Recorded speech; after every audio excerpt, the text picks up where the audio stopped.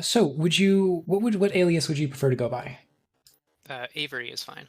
Avery? All right. Well, Avery, thank you so much for joining me and submitting your game. How do you say it? Is it helicopter or I've been mentally pronouncing it as Helico Pter. Helico Pter? Okay, got it. I don't know. It doesn't matter that much. I see. Yeah, this is the explanation at the top here. Okay, so the controls are just keyboard up to activate rotor and A and D to rotate the helicopter. It's basically lunar lander with more level design. Okay, and we're trying to pick up the passengers. And best time of that's 3 minutes 21 seconds. Yeah, I've improved it a bit since then, but I haven't been keeping Oh, very good track. okay. Well, I will do my best. And yeah, let's get the actual game going here. Is this made in Godot? Yes. All right, nice. And also, was this a solo effort on your Yeah, part? it's a compo entry, so yeah. Oh, excellent. Wow, so literally everything that we see here was made within the 48-hour harsh time limit. Yeah. Okay. I vaguely remember playing games like this before, so I think I have the rough idea of what we're trying to do. Whoa, never mind, I say, immediately crashing. Um, all right. So, have you participated in the competition before? Yes, this is my second compo and my third, like, Ludum Dare overall. Nice. So, can you tell us a little bit about your inspiration behind this game? Right. So basically, I have always been sort of kind of interested in making a Lunar Lander style game, and that seemed like a mechanic that kind of fits the unstable theme, so I decided to go for it.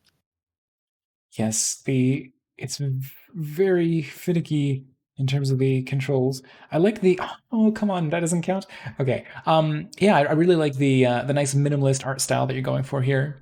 And oh, how are you doing the water? Is that The water is a shader, which this is ah my first game to include a shader, and I wasted a ton of time on it because okay, so apparently the way that tile maps in Godot, like how the like coordinates work, is that they're divided into like blocks, and it resets to 0 at the left of each block. So a block of 16 tiles or whatever. okay. So if the shader is just like a vertex shader that's like moving every vertex up and down as like a cosine. But the problem is if the period isn't right, you get an obvious disconnect at the edge of each block. So I had to make sure that the period is basically like an integer fraction of whatever the width of a block is. Mhm. And it took me a while to figure out that that's what I sort of needed to do to make it look nice. Oh, and then of course Lurgnado is asking what water because on my stream the very top and very bottom of the game is cut off because that is like my taskbar usually. So I'm sorry. Yes, there's water in the first level. All of that effort and people can't even see it. I'm sorry. Yeah. Well, there is a later level with more visible water. I just added a little bit on the first level because I figured if people don't make it to the third level, then I want them to at least see the water. Yeah, absolutely. Did you ever play that like internet helicopter game that with the level sort of like pinching in from the top and the bottom? I don't think so. Okay, it was a relatively popular Flash game back in the day, back when Flash was still a thing. Um, but yeah, it didn't. It was a similar sort of. It didn't have the pitch controls. It was just it was practically like Flappy Bird before Flappy Bird. But Yeah, well, anyway, I think it's interesting because like Flappy Bird was a big thing, and I've seen lots of games that have a sort of like for the vertical component of like having a button to go up a little bit. That's really common, like especially in like water levels for Mario or whatever. Also, that's how yeah. vertical movement is controlled. But it feels like the mechanics for Lunar Lander with the rotating is kind of underutilized as or like underexplored maybe in modern hmm gaming. I don't know. Maybe I just don't pay enough attention to games. Oh, that's all right. I mean, I can see why it might go underutilized because it's very difficult to wrap your head around, and it almost feels like the sort of thing I would want more of an analog control over. Do you know what I mean? I guess kind of. Well, I don't know. only I insofar. just use keyboards, so Right, yeah. And the only reason I suggest the idea of an analog control scheme is because it's very easy to oversteer. Like you're really trying to feather on the controls to actually get to make your soft landings and such. So yeah, that's for why sure. I was thinking that having some ability to uh, feather via an analog input that you can actually control, just like have the intensity. I don't know. It could well make it worse for all I know. Yeah, well, I mean that it is kind of unfortunate that like if the rotation speed is quite high, then like Hmm. you said, you kind of have to just like tap tap tap tap, and it's kind of difficult to control. But if the rotation speed is too low, then you can't turn fast enough to make the adjustments necessary. So I had some trouble figuring out where to put it. Okay. I did also Um, try to add like friction that's not present in the original lunar lander, mhm. which makes landing a bit easier. But I really ought to just ease up the requirements for landing and make it so like you can land at a higher speed. Yeah, I do appreciate you don't have to be like at dead zero because my goodness, that would make this very difficult with the you really have to feather the controls. Yeah, a lot of Um, people have like commented that it's quite difficult. So like I mean that's kind of the curse of all jam games is that it's more difficult than intended. yeah, that's natural. I've had a few people commenting on our jam project as well, saying like, "Oh, this is a very clear example of developer difficulty." It's like, well, you're sort of right, but I actually was going for an overall harder experience to cancel out the fact that I didn't make very much level for this particular jam. Yeah, well that's kind of the same thing No. here, right? Like you're going basically the speed I expected, or possibly Hmm. like even better progress. Uh, and like some of the one other streamer I stopped playing, it also sort of progressed similarly, but still said it's very difficult. So I guess maybe people also just have a different expectation for how easy games are supposed to be. Because like in my mind, I expect people to die several times before beating each level. But I guess some people's expectation is that you should be able to beat each level sort of quickly. So I don't know. That might just be a personal preference Yeah, thing. everyone's going to bring their own preferences to the how difficult they want it to be, and I think it's always easiest. I'm very much projecting when I say this, by the way, but I think it's always easiest to see a hard level and say, like, you know, it's clearly not my lack of skill. The developer just obviously didn't test this enough. Right. I guess that could be the mindset. No, I I don't don't know. know. I don't want to like deflect all blame. Like it definitely, I was worried that I should decrease the requirements for landing a bit, and that does still seem to be the case. I should make it a bit easier. Well, I think the landing specifically, maybe, but as I said, I'm saying that very much tongue in cheek because I definitely understand having made a difficult game myself and having in general having issues with difficulty in games. For my part, if I was making a game like this, I probably would have checkpointed the player at the far side of the level when they pick up the passengers. Yeah, well, the other thing is, it was kind of cruel of me to make the first sloped landing in the game be the starting point rather than the ending point. Because, like, this way people fly over and get the passengers and then fly back and then screw up on the landing, which maybe is not ideal. It is a little tough that I kind of realized like as I was coming in for a landing, I'm like, surely I don't have to land on a slope, do I? Oh, I do. Well, it gets worse in the next level. Oh, good. Oh, good. Well, at least I'm mentally prepared for that. Although, um, actually, in some ways, I've found it okay because the next level involves landing on a moving object, but mhm. it kind of almost feels easier to me, and I think I'm not really sure why, but Okay, I think I might have just tried to make the slope not too severe to count it to like balance it a bit. but yes, these are little matchstick people that we're picking up. Lurk not a lie. Um, so what was your development process like? Did you like start with the artwork? Did you start with like gray I boxes? How did it go? well, I started with wasting 4 hours trying to make a negotiation-based game about the UN negotiating table called UN's table before realizing that this was a stupid idea. But then I made like placeholder art, like a tile map with literally just like one block tile and like Mhm. a static helicopter, and I stuck with that until I had the mechanics sort of fully figured out. And then I did the art after that. I mean, I tried to have like something fully functional, but like with terrible art and no level design within like the first 24 hours, and the second 24 Mhm. hours are fully for like art and level design and polish, that sort of thing. Okay. Yeah, so when you were building out the game, were you just working with like temporary boxes that were the size of what you were going to make the art? Yeah, so I had like a box that was like literally the only thing I had in the tile map was just this one box, Hmm. and I didn't make any of the levels like that. Like I just had a test level made of boxes while I was figuring out the movement and stuff, and then I made myself this tile map with the slopes and the colors and stuff, and basically worked out the levels from there. And I added like the moving objects and stuff sort of as I got to those levels. Hmm. Uh, So you just sort of had it blocked out of like, I know this is going to be here. yeah, well, it was sort of like I made the first level and the second level, which have no moving components, and then I made this third level, and I was like, okay, now I need to add this swinging arm. But like the nice thing Hmm. is, because it's like I have this generic tile map. The arm is also a tile map. I didn't have to make like a separate asset for that arm or anything. I was Oh, able to draw okay. it in the editor.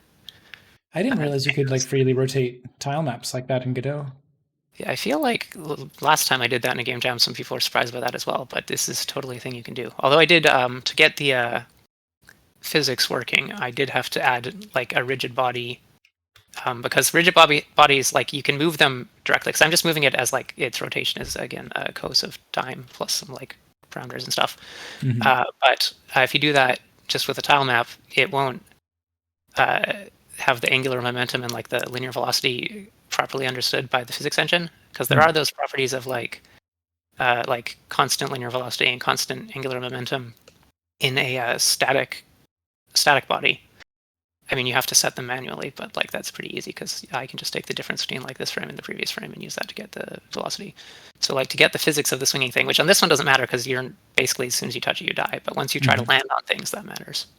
Oh boy. I hope everyone enjoys seeing what is this, the third level of this game, because I'm not sure if I'm going to be able to get any further.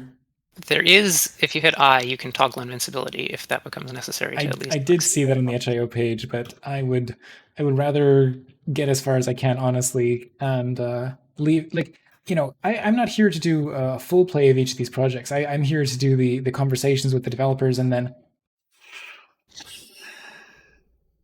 it just died again. Um, ideally, people are going to be checking out the game and actually playing it themselves. So the way I sort of justify it is I'm spoiling less of the game this way. Yeah, but like the last level or the second to last level is at least the one that I'm sort of think is the most proud, like that I'm the most proud of because it has the nice water Uh, shader and it has the landing on moving objects, which I spent a ton of time getting that to work correctly because like the issue is like you have to, like I said, you have to set the like angular momentum and the velocity and all that, and then in yeah, addition, once you've landed on it, if you want to stay with it and rotate and have the correct velocity relative to like the object itself, I had to like reparent the helicopter to the thing it's landed on and all that stuff. So it was a yeah. massive pain to figure that out. Yeah, I mean, I'm sorry that some of that effort is going to be wasted on me with my ability to actually execute on this. It is very tricky, but I appreciate that, like, fundamentally, most things you can just be careful. This is actually demanding a unique skill of the player to be able to land on a sloped surface like this. Yeah, well, I mean, I found it a bit easier if you sort of approach from the right and go left and then try and turn at the last second, but maybe that's also Yeah, I because I was just sort of figured it out. realizing as you were saying it, I was like, I bet I can sort of like move over to the, The believe me, other the there's other a, cheat, which I guess is not obvious currently, if you land on a point, then your mhm, rotation doesn't actually matter because the way I'm detecting if you're flat is using the like normal from the collision, but the normal from yeah, the collision, if you land with like your flat skids on a point, it ends up being like basically it assumes you're flat. So if you land on the peak of that house, mhm. oh, you got it anyways. I am watching the stream with a slight Yeah, delay. no, So. there's always a delay.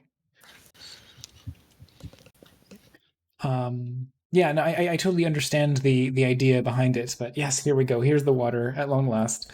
Um, so, can you recommend a useful shortcut or a clever hack to others in the Unity, or what am I saying, Godot engine?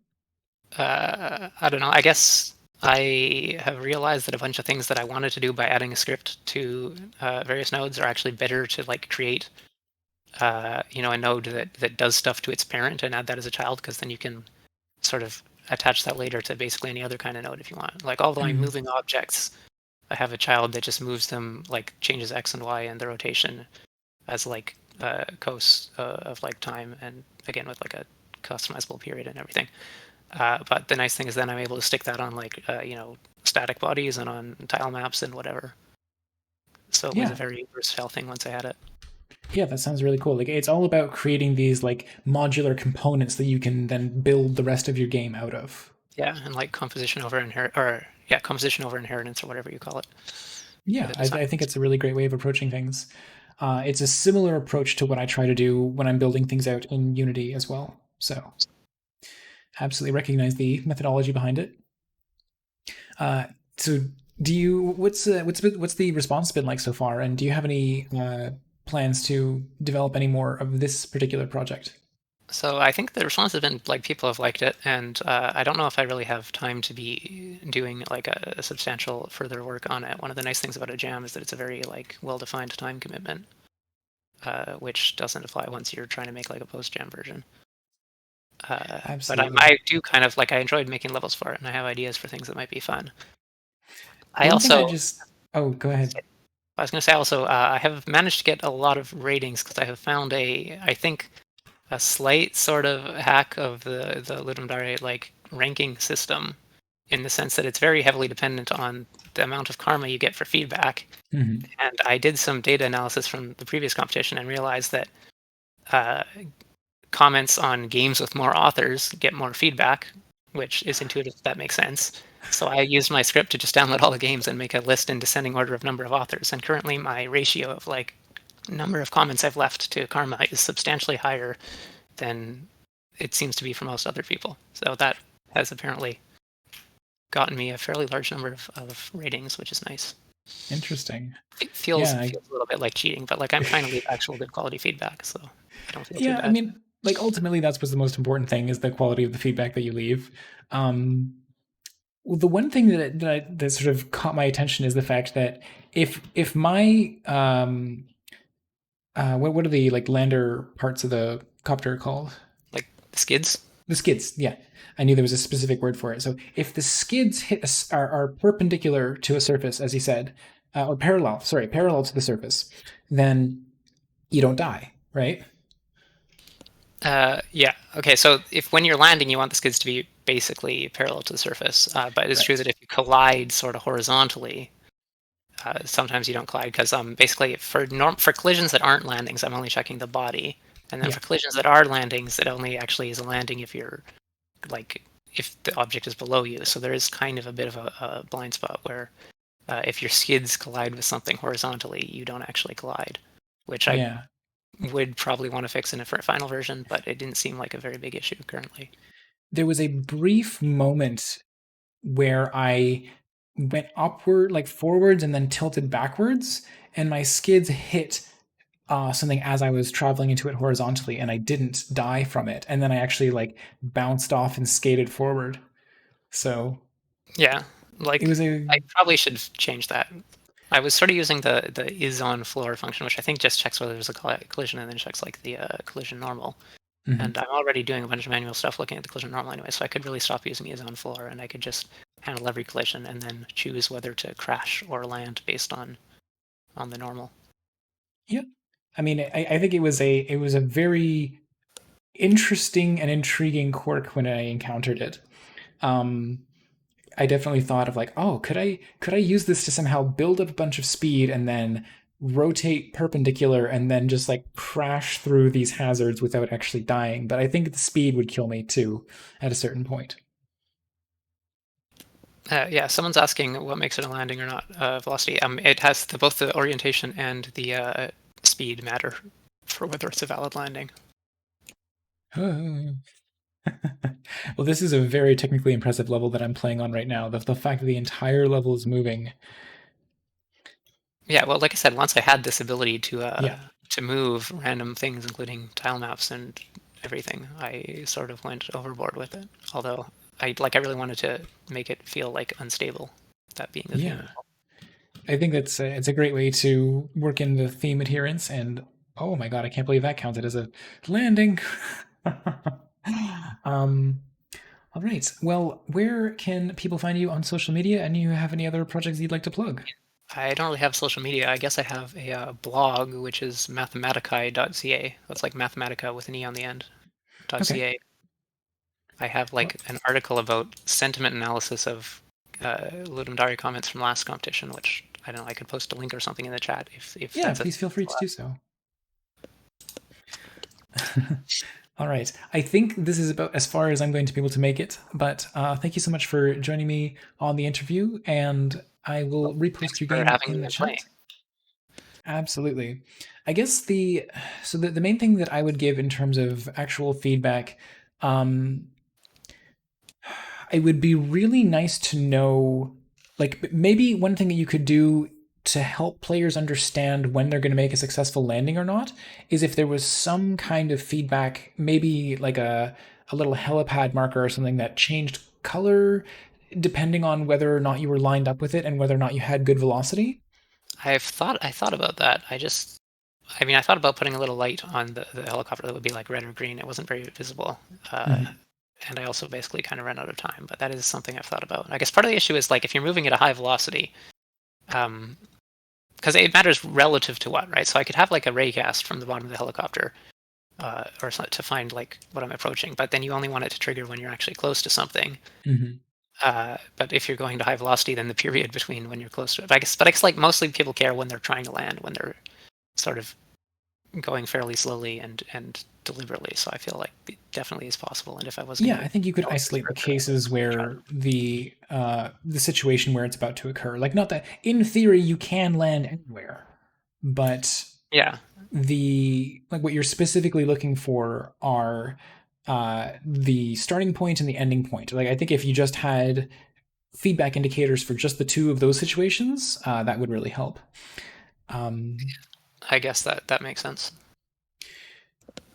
but yeah, I think it would make it a little more. Yeah, I'm wondering how if there's any other way to make it more intuitive that you have to sort of line up and that speed is not enough for what when you're like coming in for a landing.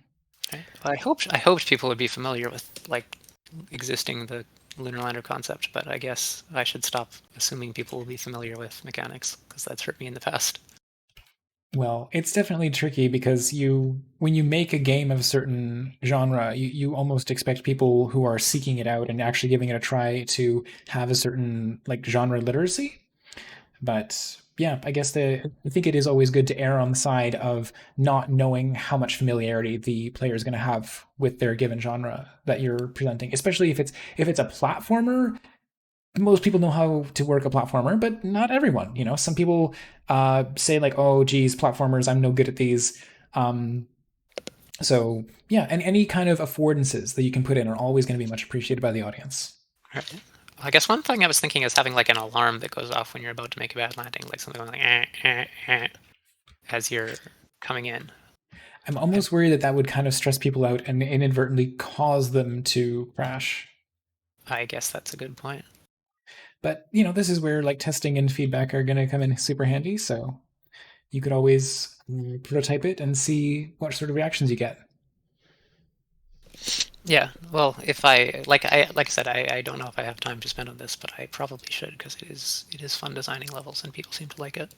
Well, that was interesting. I just managed to pull off that sort of crash maneuver that I was describing. Um, but yeah, I mean, it doesn't have to be on this project per se. I just mean that like applying that methodology on your projects going forward. Yeah, yeah. I'll keep that in mind. All right. Well, yeah, I think we're going to call it there. But thanks again for joining me on the call. And if you have any other future Ludum Dare projects you want to send my way, I'd be more than happy to do another interview. Yeah. Well, thank you, and have a good day, I guess. Yep, you as well. Bye bye.